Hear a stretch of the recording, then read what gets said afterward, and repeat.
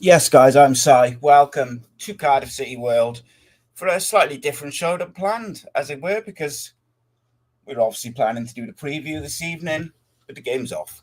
So, bit of a free-for-all for the next 40 minutes or so. We're just going to talk all things Cardiff City. As it goes, we had a bit of breaking news yesterday with the managerial appointment till the summer. So there's plenty to talk about. Let's just check the stream. My internet's been terrible the last day or two. It's been really, really bad. So if you can all confirm that we're good and we're live and we're speaking and the audio's good and it's all excellent. If you've got any particular subjects you'd like to discuss, get them in. Any particular questions, get them in. Excuse me. As always, I will try to, get them all in. I haven't read that fab letter, so I'm going to have a look at that now. Fred Keeney has just dinged it, but yeah, it seems like the audio is good. Jonathan, did you send me that fab letter? Doesn't matter if not, I'll find it now. But there's lots to discuss. And I'm going to keep Stonko nice and happy and talk about the same stuff that we've talked about for the last 4 days. Some people just, can't keep everyone happy, as they say. But I'm happy to talk about whatever. Look, whether you believe that Omar Riza being appointed till the summer is the right decision or not, it's done now. You've got to I think he deserves the fans to get behind him. Do I think he can do it? I was more confident when I thought they were going to give him some coaches. But I've got to be honest with you. I find I'm not even shocked that there's been such a lack of response to that fab letter, because ultimately the disregard and the disdain that the fans' opinions and views of things from the football club as a whole, it's not a new thing, is it? Let's be honest. It's been an ongoing thing for years. It's ultimately, I just think they don't care what the fans think. They don't care what we think. They're going to do it their way. And to a certain degree, you need to do that, of course. As a football club, you've got to run it and you've got to do what you think is best as owners or board or whatever. I get that. And you can't run it off like social media or whatever. But when the fans write a letter from the official fan advisory board as well, and I think the supporters clubs were kind of linked to it as well, when it's coming from those officially appointed channels for communication with fans, and you literally blanket appoint the manager, which you could have done 70 days ago because it's the interim manager anyway, and then just like feels a bit, it's just, say what it is, isn't it? It's disrespectful. There's a lack of care for the football club, first of all, but there's a lack of care for the fans and what the fans are concerned about. Because I think what's important to remember as well is us as fans, we're not just concerned with what's going on the pitch and this season specifically, or the here and now. It's an overall long-term concern with the way the football club is being run. And I just think that when the official fan advisory boards, when the Disabled Supporters Trust, the Trust, the Supporters Club, when they're all coming together and they write a letter like that, laying out some very, very real concerns and criticisms, you expect a quicker response from the football club. Even if it initially it's just an acknowledgement of the letter and the concerns, and then you kind of try and address it at a later date. But it was basically ignored until this evening. And I'm not surprised, let's be honest with you, it's not like a shock that they feel that way about the fans. sometimes you feel like that they don't, they don't have a particularly high view of the fans. They don't care really.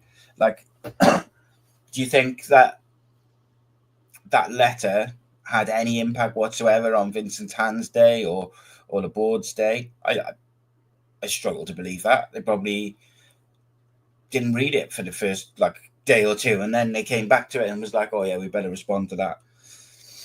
It's like just a throwaway thing to them, but for fans, it's a very real concerns, very big concerns about the way the football club's running. I've said it before that the city, the infrastructure, the hotel, the facilities, the stadium, the academy complex, the new training ground which should be going in, like all of these things are in place to take Cardiff City forward. And I don't think it's an exaggeration to say, really, you'd like to think that Cardiff would be like an established Premier League club by now, really. But not the way we're run. And I find it difficult then when you kind of fathom all those other things together with the on-the-pitch stuff, then of course people are worried. Because, even in the summer, from a transfer point of view, if Kanga works out like we all hoped and thought he might before we saw him play, I think the transfer business was pretty good. We needed a number 8 and a midfielder. We brought in Alex Robertson. We needed a winger. Al Ghazi was the plan for that. I do think Will Fish will be questioning coming down here, but ultimately that can happen when your manager changes. And look, he's young, so things can change very quickly for him. Gutas is not getting any younger. So, there's time with that, and maybe a loan and stuff like that will go. But, Callum Chambers is a good signing. Jesper Darland, there's another one, for the now and for the future, probably a good signing, or it certainly looks that way. So the transfer business was pretty good. And this is what is so strange to me with Vincent Tan is, like, he spends money. Spends money on wages, spends money on transfers. As we keep hearing, he keeps the club running month to month, running a deficit, blah, blah, blah. He's obviously owed a lot of money from the club. But he won't put money into the manager, to the coaches, to having people running the football side of the football club. The most important pieces in taking the football club forward. The more successful the football club is, surely the more money Vincent Tan would get from a business point of view. So that's what doesn't really make sense to me, because he does spend money. He just doesn't seem to want to spend it in certain areas. And look, I understand people will say, he got his fingers burnt with Ian Moody and blah, blah, blah. That's like 10 years ago. Like, you're just cutting your nose off to spite your face at this point. Let's have a look at some of the comments, though. As always, because obviously this was going to be a preview show, so it's a bit off the cuff. So we'll just go with whatever people want to talk about, really. Gary, good morning from New Zealand. Good morning, mate. I hope the weather is nicer there, because the weather is brutal here. It is it's real good. I just had this thing on my phone, so I sat there just sort of scrolling or whatever, having a cup of coffee, and my phone just like big, huge alarm went off, and it was like storm warning. I was like, wow, nuclear attack or something? No, just some bad weather overnight. But it's a red weather warning, so make sure stay safe and all that good stuff. Like, at the end of the day, they wouldn't call a game off if there was not serious concerns about safety of the fans, the players, whatever. And for us to get those alerts to our phones, it's obviously there's something to be wary of. So again, stay safe. Fred Keener on Twitter says, "What a shocking response from the club this evening," referencing the Fab letter. A couple of people saying the stream's fine. Gary says, "Why is the game off?" There's a red weather warning in Cardiff and South Wales.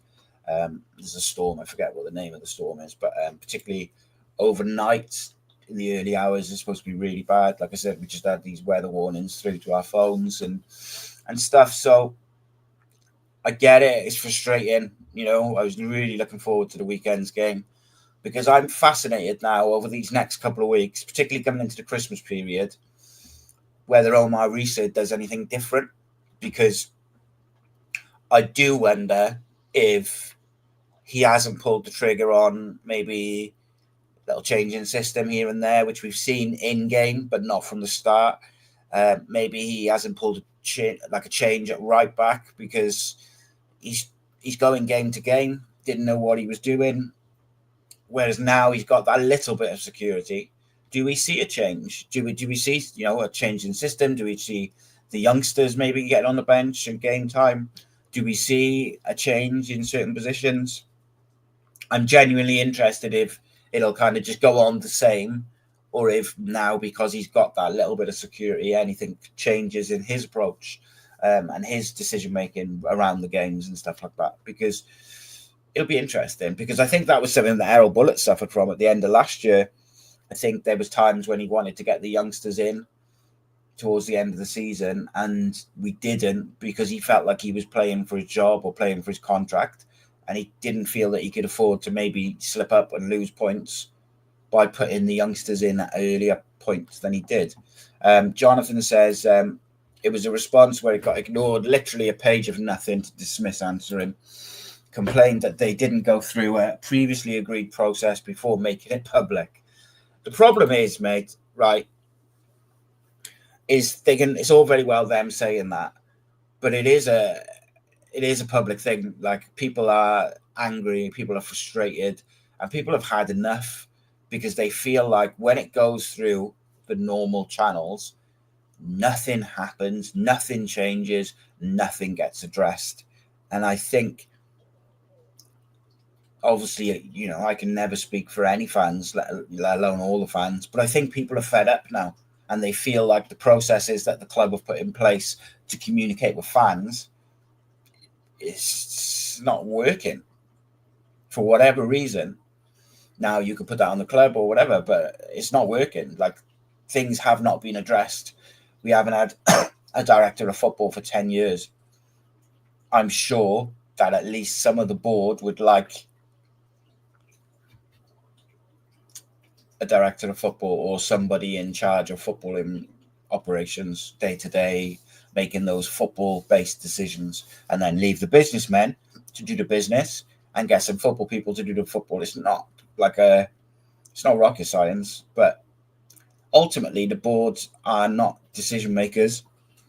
And I think that's the thing which I always kind of come back to, is none of them, I'm not even sure if any of them have got the ability to hire and fire just on their own.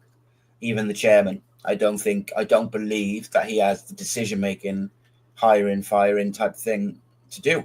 I think everything has to be sanctioned by the owner. Everything has to go through him, and the final decision is always with Mr.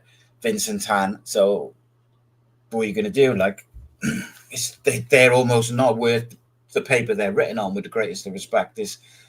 You're not going to take the club forward the way it's going at the moment, so things have to change. And if that means that these the fan base, like in terms of the trust and the fab and everyone have to kind of put things out in public to get a reaction and to get them to actually listen, then I'm all for that, to be honest with you. Fred Keener said it was the trust, the disabled supporters, the supporters groups all contributed to the initial letter. And Paul says, like every manager that comes through the Cardiff City doors, we should give Rhys every bit of our support. I think he will bring one or two, maybe three signing-ins, so let's get behind the lad. So on that,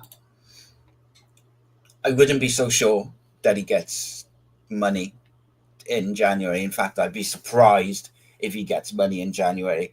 We might get a couple of loans in, and this is like just my opinion, basically.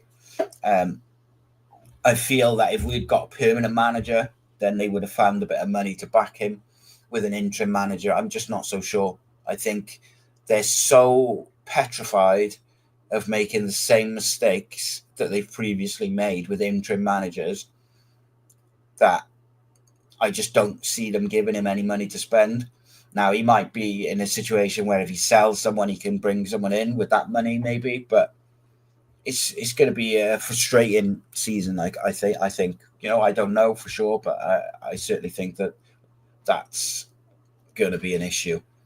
But if we're clever with the loans and we utilize what we've got, I still think that we can have a decent finish to the season, decent second half to the season. But I'd be lying if I said I didn't lose a bit of heart yesterday when, after the announcement that Omar Riza was going to be taking over or staying in charge till the summer, that pretty soon after that, I had a few texts and messages from people who were kind of like, there's no plans to bring any additional coaching or support in for Omar Riza and Darren Pearce and the other guys in there. That is concerning to me because, as I said at the top, like I really feel that with this right support and some certain types of characters in there helping him, that Omar Riza might be able to do a really good job this season. And there's a long way to go and a lot of points to play for. And the Championship is such a surreal league that if you you build a run of 10, 12 games of winning more than you lose, and you shoot up that table, and there's so many points to play for that any team in the bottom half, maybe with the exception of the bottom sort of one or two, any team which gets that run going 10, 12 games, mainly wins, a couple of draws, they'll shoot up the table. And there's always a team which makes a late run for the playoffs and things like that. Now, I'm not in any way saying that's going to be Cardiff City. I think the damage has been done in some ways in regards to this season, but I still think we could have a positive second half to the season if certain things are put in place and Omar Riza gets the support. Maybe a couple of loans, the fans get behind him, the players get behind him. Like that was something I said last night. The players have been very vocal in their support for Omar Riza, saying that he should get the job. But now it's that's that famous saying, and it like talk's cheap. But it is time for them to put up and back him on the pitch with their performances. And that's not necessarily like a dig at them. It's more like, yes, you've supported him and you've got behind him, and that's good. And there's definitely been an improvement since he's taken over. But now we've got to kick on this season. If we want to have a positive second half to the season, those players have really got to show up for Omar Riza and Darren Pearce and Gavin Ward and Tom Ramasolt. It's such a threadbare coaching setup for this level. I don't, maybe there's some others I know they're getting help from the 23 staff, but it's very, very bit of a skeleton crew, isn't it? Jonathan says, I like Riza, but I don't like the fact that they want to continue as is and not offer him any more support. Yeah, it's a weird one, isn't it? Paul says, I'm surprised Cho and Dalman have been quiet and Vincent making the announcement. Does he still trust these two, or are they not happy with Tan? It's difficult to read, isn't it? But like I've said a few times over the years, like I get the impression that they're not like the best of friends to all of them sometimes. But that that's part and parcel. Like people you work with, you don't necessarily have to be their best friends, do you? And to do a good job, but it's difficult to do a good job if you're not experienced or haven't got the skill set for the role that you're doing. John says, on the flower hour in the week, Pan suggested that Vincent Tan is essentially treading water until he could sell. If so, there is a question as to how far the club will support Riza. So, sort of two sides to that, I suppose. Number one, I think there's like an overall feeling that when the Nantes case is completely settled and paid up, will Vincent Tan take his money that he's owed and kind of sell up? I tend, based on nothing but feeling, I tend to think that there's definitely a case that might happen. But the two things which kind of put me off with it is you just don't know. Like, I can't pretend to know what a billionaire thinks and decisions he makes and whatever. Like, the man changed the colour of the kit and rebranded us on a whim, essentially, for luck. And look at the damage that has still, caused. Even now, all these years later, still people haven't gone back. There's people who won't go back till he's left, and friendships and people falling out. It's a long, massive thing that has just continued ever since. So I do agree with there's certainly, it does feel like he's almost getting ready to sell when that's done. But equally, maybe, I don't know, like I don't know what he's thinking. I hope he does, but equally, the grass isn't always greener. And I know someone, I can't remember who it was now, so I apologize. Someone a couple of weeks back said, "Oh, I'd love Mike Ashley to buy Cardiff off Tan." I was like, Jesus Christ, no! Of all the owners, like I do not want Mike Ashley anywhere near Cardiff City. That man nearly destroyed Newcastle. Now, yeah, in the long run, I guess you could say he did all right, but no, I'm not a fan of him at all. The other side of that, with supporting Riza, I don't see him giving him money. I think that the most likely scenario is probably a couple of loans in to strengthen the squad, maybe one or two out, and then does it become like a thing where he's got to sell to raise cash, and then what he raises, he's allowed to spend, which in my opinion becomes a bit more of a worry then, because then you're looking at it and you've only got a certain amount of sellable assets in that squad, and they're not players that I would want to sell this January, let me say. Like when you really look at it, who are you going to get like decent money for where you can spend it elsewhere? Alex Robertson, Ruben Colwell, Tanner, maybe. Like outside of that, there's not loads. And I would not be happy if we sold Alex Robertson or Ruben Colwell in January.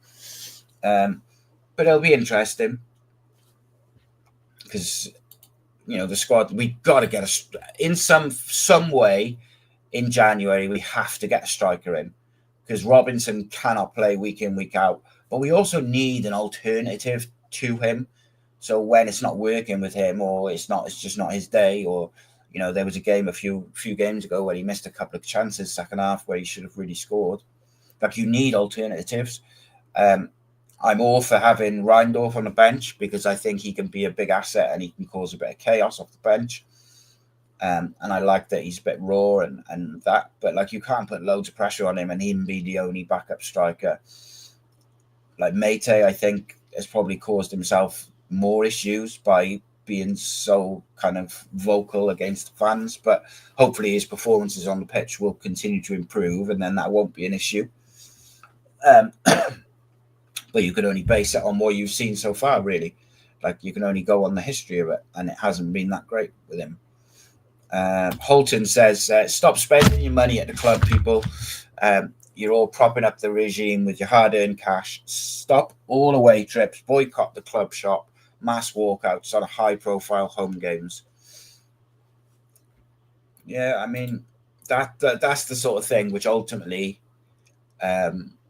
gets attention, isn't it? Is when the fans stop spending the money. But I think it's such a difficult thing to get the masses to do. But then ultimately, could you argue that people are already voting with their feet? Like the crowds this year, what is the average crowd at Cardiff City Stadium this year?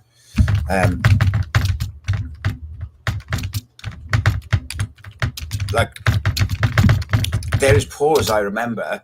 It feels like visually, like the crowds have been down so much. And I know some of that is probably the sky and the kickoff times, those 12:30 Saturday kickoffs are brutal. But also, I just think that, fans are voting with their feet. Like, people are not they're just not going as much as they would have previously. Cardiff City's average home attendance now compared to 10 years ago. Let's have a look. So this is an article of Football League World where they did a bit of a comparison. See if I can get the figures up. So this was in November, just gone. The average attendance this year so far, as per transfer market records, is 16,448. It's actually more than what I thought it was. In the 2015-16 season, it was slightly... so 2014-15, which was exactly 10 years ago, the average home attendance was 21,124. So, like, you're talking best part of 6,000 fans on average are not turning up each week compared to 10 years ago. Now, of course, there can be many reasons for that, but ultimately, I think Errol Bullett's style of play was a big factor in that. But I think the biggest factor is people are disillusioned, they're frustrated, and they're angry with the way the football club is being run. Because I think most people feel like it's not being run like an efficient football club. Certainly a team that's worthy of championship level, you know. Jonathan says, Tam wants a fee. He's never going to get us. We're stuck with him no matter the outcome of the Salah case. Yeah, I don't know, mate. He wants his money back ultimately, doesn't he? And I think the only way he gets that is through a sale plus the Salah case or the case with Nantes being paid up. I'm hoping to get an expert, a financial football expert, but also someone who's followed the Nantes organised crime element of it really closely. I'm hoping to get them on, hopefully next week, actually.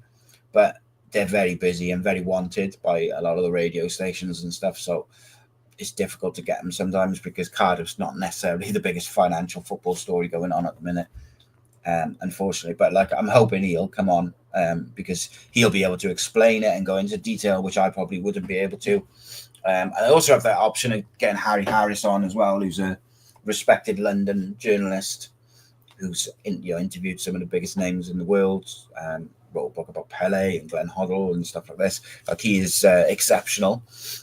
He wrote a book on the whole Salah tragedy, and speaks to the family and stuff like that. So he'd probably be a good one to come on because I know he's carried on following it, after the fact as well, and as the cases have progressed through civil court and the non-owners have been arrested for links to organised crime and things like this. It's all very allegedly, I'll say, because I'm not 100% sure what's going on with it. So I wouldn't want to say anything which is incorrect. But I will try and get someone who can come on and speak about it in a lot of detail, because I think it's something that we should be aware of. Rhys Lasky says, I didn't renew my season ticket for the first time this year because I'm absolutely fed up with it. So I'm doing my bit. I'd be happy to protest as well. I still watch from afar, but it's become such a chore. Yeah, I haven't had a season ticket since the rebrand. And I only went back probably once we went back to blue, really. And even that, I've never been, partially because of my health as well. Like, for those who don't know, like, I'm disabled and I got Crohn's disease and stuff. So I can't go week in, week out, for a variety of reasons. But I still go when I can. I was planning to go tomorrow.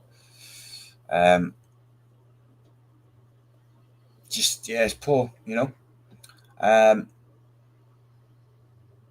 Rhys says, how often are they wrong about the weather? Yeah, they seem confident, don't they?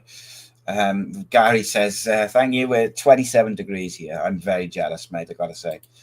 Rhys says, if Rhys can win some games over Christmas, he'll be a cult hero instantly, as we are traditionally shocking at Christmas every year, seemingly. Yeah.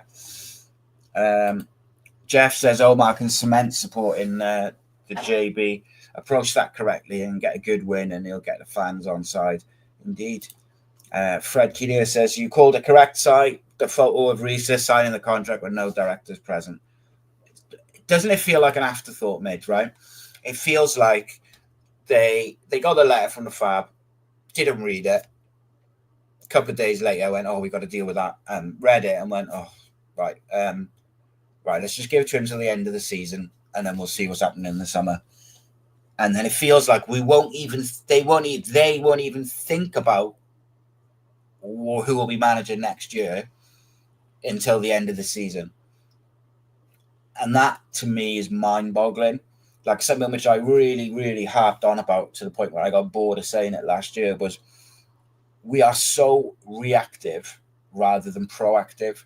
Like whenever a manager gets sacked, it's like we haven't thought about it, who we're going to get in instead. It's always like, sack the manager, right? Who should we go for? It's never, God, this manager's not working.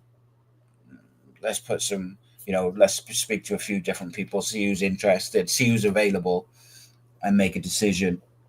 Same with signing players. Like, don't think about it until the window opens in January. We should have a list already for January of who we like. We should have a list of strikers. So for instance, one of the strikers that I think we should be looking at is Al Hamidi from Ipswich. It's just my opinion. People will disagree. He's not really playing much for Ipswich. He gets on the bench a lot. I imagine they'd be open to loaning him out to a championship club where he can play week in, week out. He's of a similar profile to Robinson, so would be decent. But I actually think he's better than Robinson, but a similar player. He can also play wide, as can Robinson. And they could play together. They could play one of them in the 10. You could play one of them wide. Like, it doesn't have to be one or the other. I think he'd be a great loan signing for what we need. But if I can think of these, like a player like that, and look around and see, and I'm sure you guys could name X, Y, and Z players that we could do with in certain positions. You'd like to think that the club are doing that, so that as soon as the window opens, we can move and not leave it till the last week of January. But it's frustrating for sure.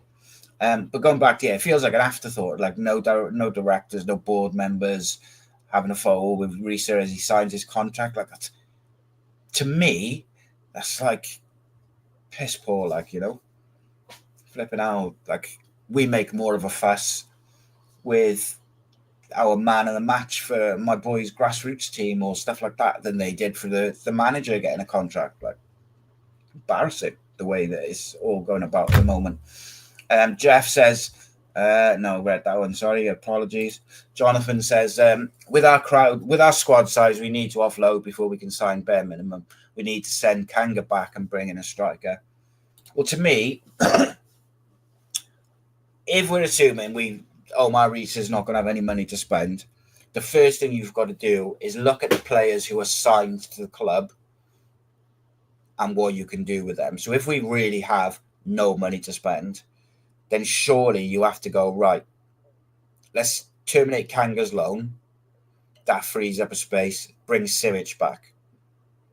If we're going to sign a midfielder and we haven't got no money, all right, we don't really want to bring Joel Colwell back because we'd rather him stay at Cheltenham and keep playing week in, week out. But if we've really got no money, then maybe we should be bringing either him or Raheem Conte back to give the squad some depth and some variety.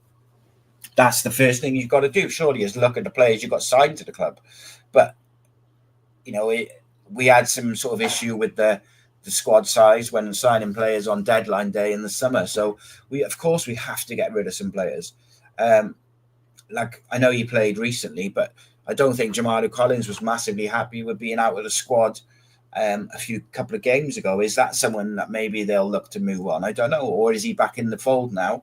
But if you've got him, you've got Joel Bagan, you've got Callum O'Dowda all playing as a left back, but you've also got the youngsters who, all right, don't have to be in the first team squad, but if you don't give these young players a route to first team football, they will find it elsewhere. And that's how we end up seeing these people who have come from Cardiff or the Valleys, and you see them pop up when they're 20, 21, playing Premier League football or whatever, because Cardiff have missed the boat with them. It's just my opinion, though, of course. Paul says, it's a worry, no other help to come in to help Riza. I think they want him to fail, which is why we should all support Riza, and all players need to put 100% in for that man. Yeah, I said to someone yesterday that I just feel like they're setting him up to fail, and he's almost going to be the scapegoat. So if things go off the rails this year, or at the end of the season, or if this is the year where we were to get relegated, they will try and direct all the blame onto him. But he's not to blame. Regardless of what happens between now and the end of the season, it's not on Omar Rhys. Got to give him, anyone who's doing any job, it's the responsibility of their employer to give them the support and the staff succeed and put the best things in place possible to help them succeed. I'll put a question to you guys, though, just because I just mentioned him. Joel Colwell, tearing it up for Cheltenham. Spoken to multiple Cheltenham fans. They're all very, very impressed with him. He's playing week in, week out. He's played as a number 10. He's played as a number 8. I think he might have even played as a 6. He's played wide on the right. Doing really well. One of their best players in that team. Scoring goals, getting assists. Would you recall him in January? He scored again a couple of days ago against Port Vale. Would you bring him back in January? That's the question. He's 20 years old. He's had a bit of men's football now, played like regular first team football in League 2. He's been in the starting 11 about 80% of the time. He's played about 80% of the minutes. He's participated in over a quarter of their goals. I think he's got three goals, 3 assists, a couple of yellow cards.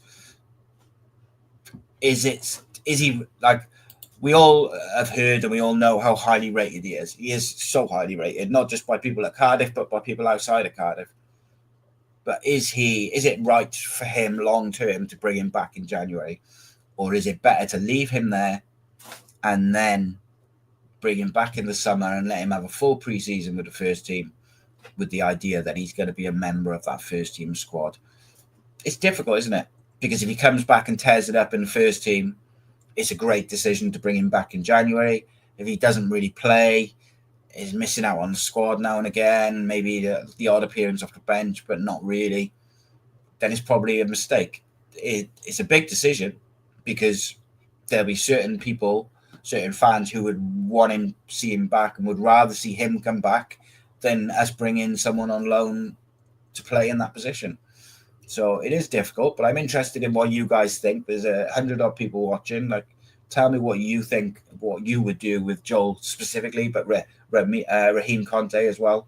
Not playing as much, I don't believe, as what Joel has. But I think he has played a little bit. I don't think he's played as much, but I will check that now. Make sure I get my facts correct. Let's see what's... Jonathan says the crowds have shrunk a lot and it's nowhere near the reported attendances. It has looked... I was surprised that it was like 16,000 on average, but it's looked much worse than that. Paul says we need a big striker. So many corners and free kicks are being wasted as well. Crosses where nobody's in the box at times. I don't know if you need a big striker, although you just need an out-and-out number 9 who's going to attack the box and stay in the box. So one of my things with Robinson is not...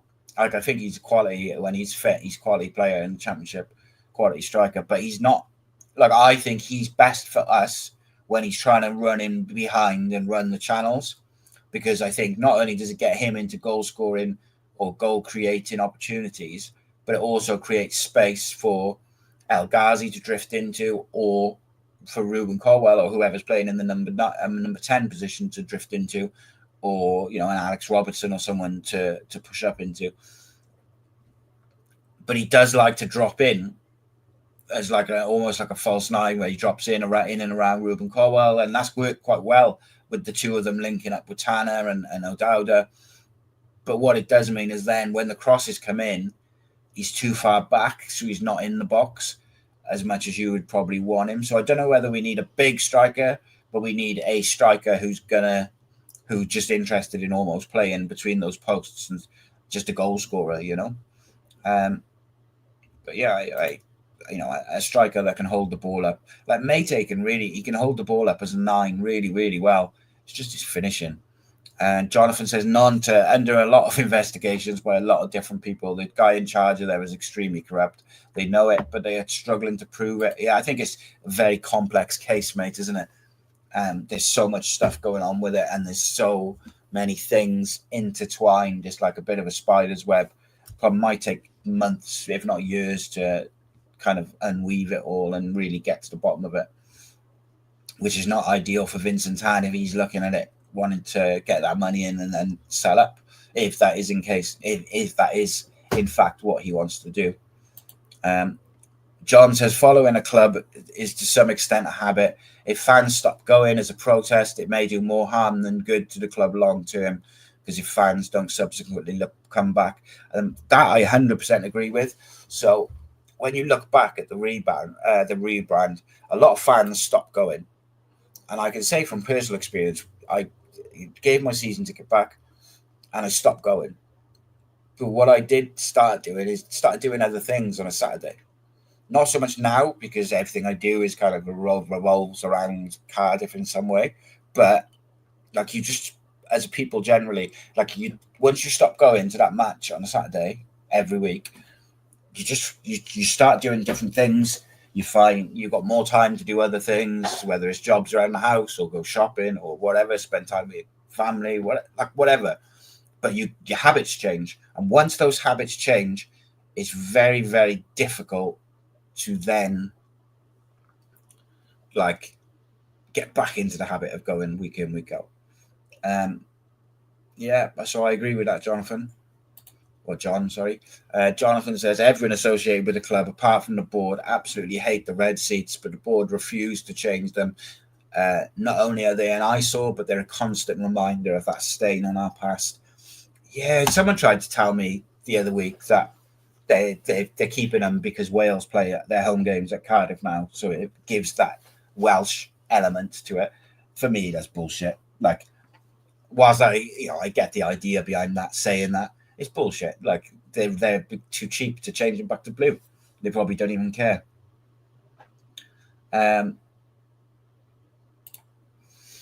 Ask United for a loan for the striker competing with Biancheri in the youth. He's apparently a unit in score. Yeah, that Obi Martin, 16 years old, 6'4" or something.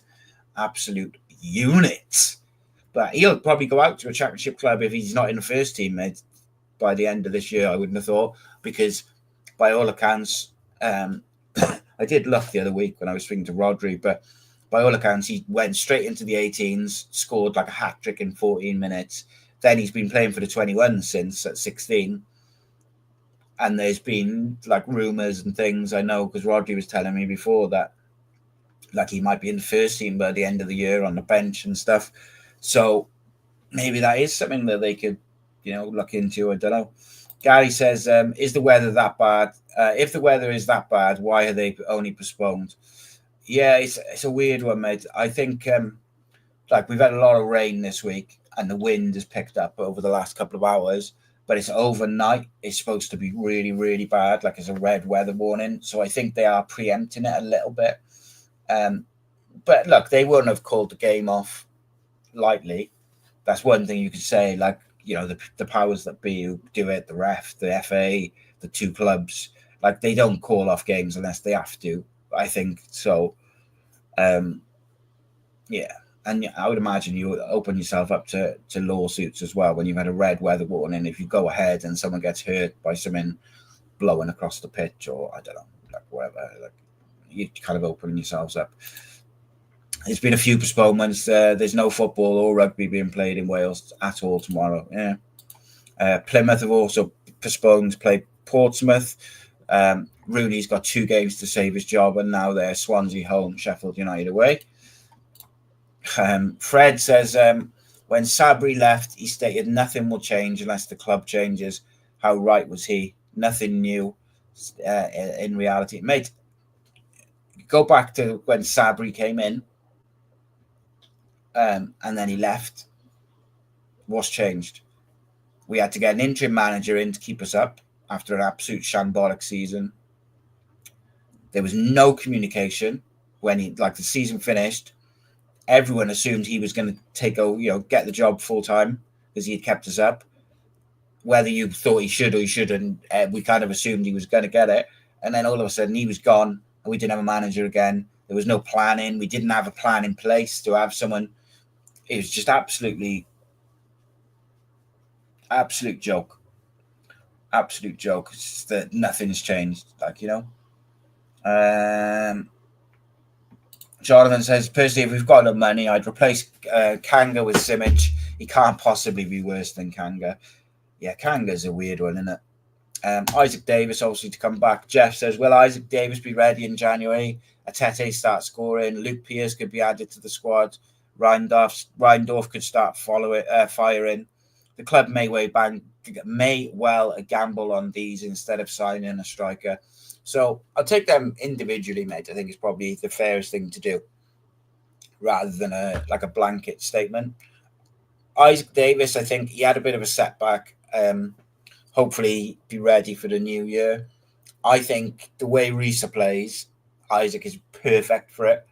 And if we can get him fit and firing relatively quickly now, I say relatively quickly, but so he's ready by January, it'll be like having a new player. And I think he can flourish in a similar role to Callum Robinson.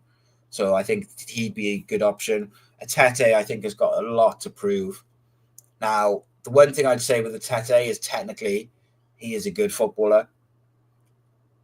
So maybe under a different manager now with Omar Riza, you might see the qualities that he possesses that allowed him to come all the way through the Tottenham Academy. And, even Bullet fancied him a bit. So, people are seeing something with him.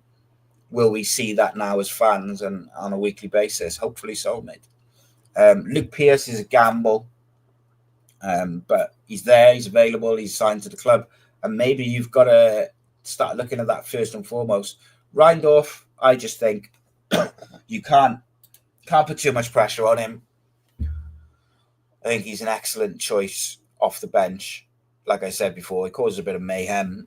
He's pacey, he presses, and I think that's a good option to have off the bench. And I think it's a better option than Mate or Kanga. Jonathan says, I'd leave Joel on loan. Last thing we want to do is stump his progress. Players will be back from injury by January, and there's a lot of competition. Holton says, swap Ruben with Joel and loan out Ashford to them. So outside the box thinking. I wouldn't do that myself, but, opinions welcome. Wales know it's our stadium. If they want a red stadium, they can play Wrexham. Rhys just responding to Holton's thing about swapping Ruben for Joel. We lack so much creativity. Without Ruben, we have no creativity whatsoever. Cardiff Airport's closed tomorrow morning because of the weather. Most places closed till midday. Yeah, it's just one of those things. You can't do anything about it. Jonathan said we need tips from Corvic's medical staff to keep Isaac Davis fit. Well, Corvic have got too many strikers, haven't they? And that's why I think Simic doesn't get a look in too much. I don't know if he's playing anymore now. Paul says, any idea why we're getting so many injuries? The length of the injuries seem way too long for my liking. I can't tell you why, mate. All I can tell you is that it's something that has been discussed within the club and the medical department. They can definitely see that there's an issue. So, and I do wonder, and I say this with the greatest of respect to Omar Riza, but with Omar Riza getting the appointment, you do wonder whether is that because nobody else wanted the job, or is that because we didn't want to, I don't know, bring in someone. We weren't convinced by the various candidates. I don't know, but I feel like he's set up to fail, and he's going to have to do an amazing job, far outweigh his experience and his abilities at this moment. And that's not saying he's not, because I actually think that there's certain things I've seen within his management and his tactics that I quite like, and I do think that he could be good for us. But I just wonder, we seem from the outside looking in, we look like we are running on a skeleton crew of coaching. And I just don't know how long that lasts without it becoming an issue, and I just I'm not convinced by this idea that there's no managers around who could have come in and done a job. I've seen a few people saying, "Oh, there's not really any candidates." Now, whether you like him or not, or you thought he was a good appointment or not, Bilic was linked. There was definitely a point where he seemed to want the job. Steven Schumacher was interested in the job. Rowett and Ryan Lowe both publicly said that they quite fancied it. And there's many others. Mark Robbins has just lost his job. I think it's all a master plan to get Gary O'Neill when he gets sacked off by Wolves. It's all a master plan just for that appointment. I'd be very happy with Gary O'Neill, by the way. I think he's going to go on and be a real good manager, but he's just having a tough time at a tough club at the moment. But yeah. Holton's just laughing because everyone's losing their mind at his suggestion about swapping Ruben for Joel. Love it. I don't know if it's training or it's just the injuries or it's overplaying. Like when Rhys came in, he played the same 11 for like 3-4 games. When you're playing 3 games a week, I just don't think that you can play the same 11 at this level 3 times a week. And I know people will say, "Oh, they get paid a fortune to be professional footballers. The least they can do is play." The intensity and the mental and physical strain that it takes out your body to play top level sport, I don't think it's realistic to play like 3 lots of 90 minutes in a week. I just don't, because you're not having the recuperation period. You're not having the preparation. It's just, it is what it is, isn't it?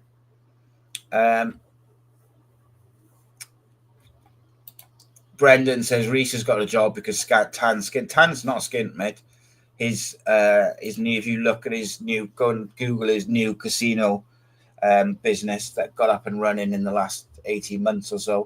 He is absolutely raking it in on that front, and I'm sure he's got other business propositions. For whatever reason, he just doesn't want to spend the money on the football side of the football club. Like, he pays the wages, he pays, he seems to find money for transfers when he wants to, but he doesn't want to get people in to run the football side of the football club, and he doesn't want to spend the money on managers.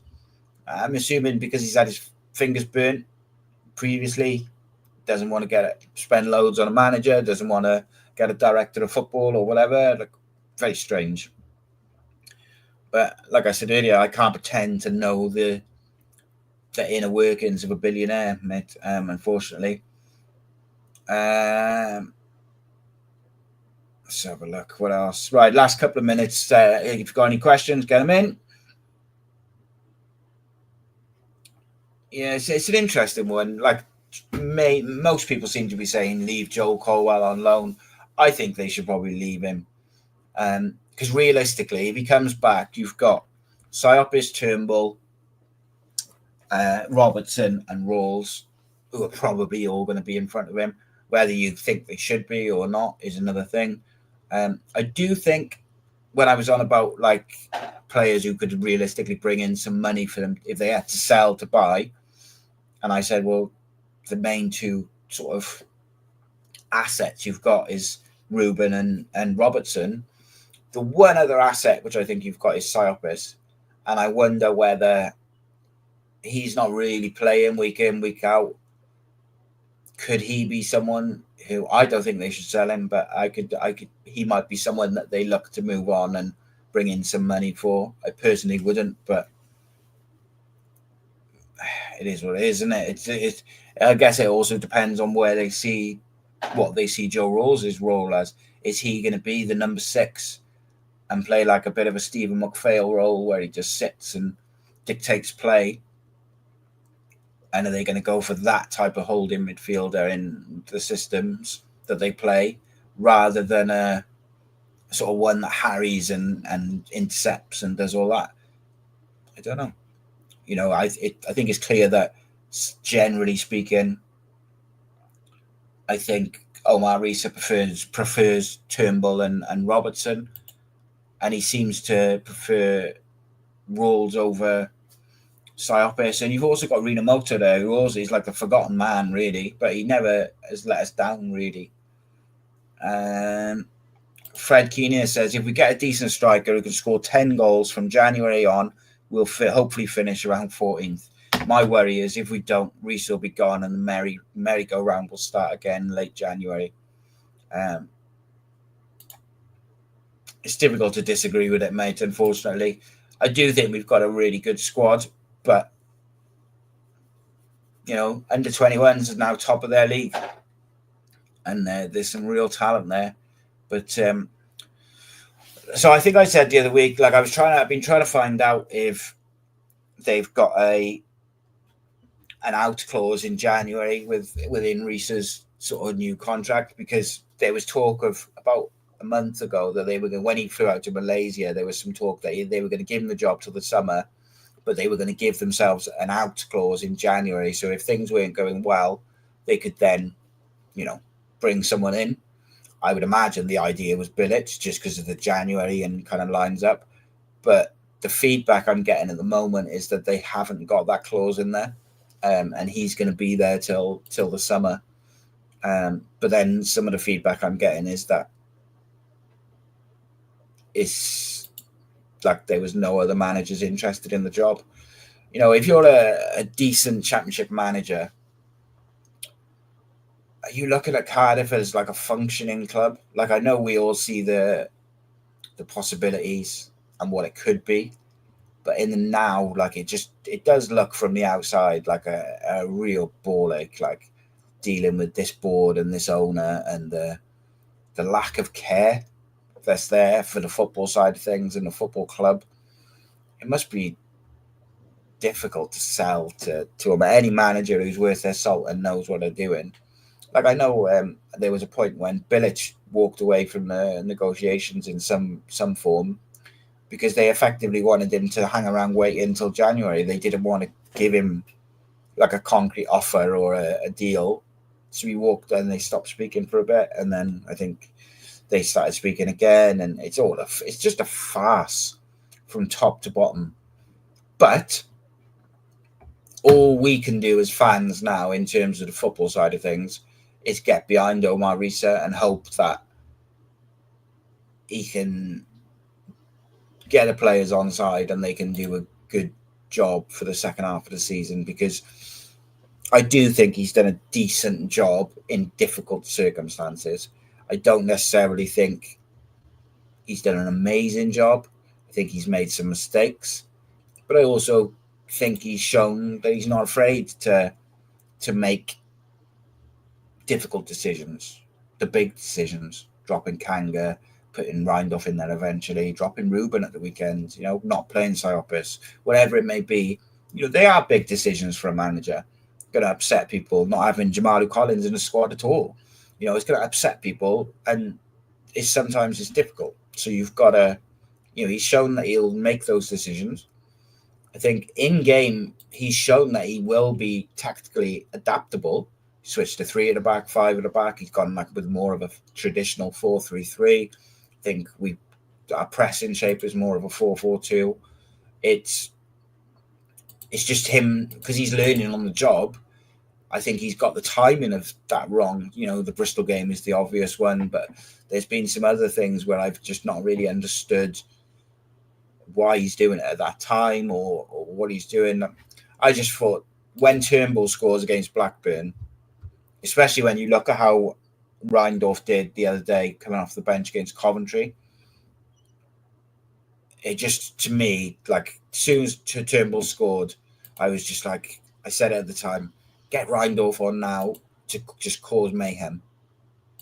Because they were in such bad form, Blackburn were, that if you just put them under a load of pressure and just made it really difficult for them, you just felt like it was going to get a bit on top for them.